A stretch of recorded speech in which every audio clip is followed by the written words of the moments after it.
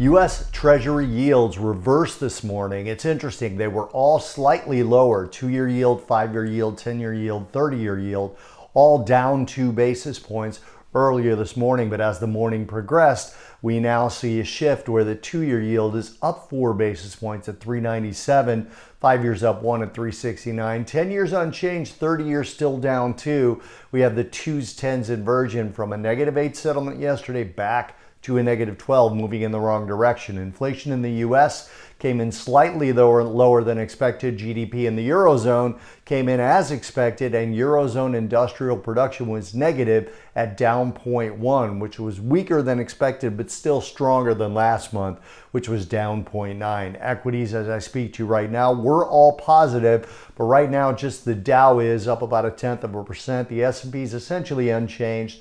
NASDAQ is down 15 basis points. Russell is down 14 basis points. So both of those in between, down 0.1% and down 0.2%.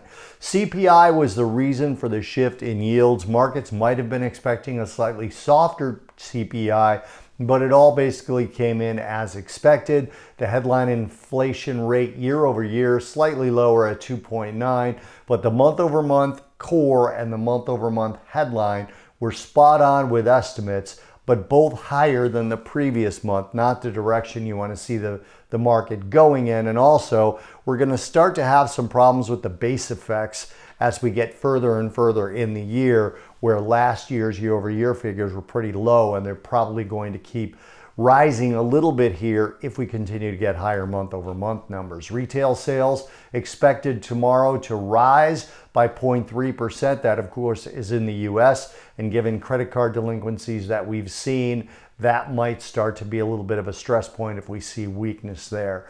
Now, in terms of Fed speakers today, we have Mussolem and Harker both speaking. In terms of earnings, 13 companies are reporting with $1 billion in market cap or more, including Cisco Systems, Lumentum Holdings, Paycor, and AST Mobile. Before tomorrow's open, 10 companies with $1 billion or more in market cap reporting, including the big one everybody's been waiting for this week, Walmart, but also Alibaba, JD.com, Tapestry, and Deere & Company. Data tonight: Japanese GDP, Chinese industrial production, employment rate, and retail sales in China. Tomorrow, UK GDP, US retail sales, as I mentioned, Philly Fed Manufacturing Index, of course, jobless claims, and the NAHB Housing Market Index.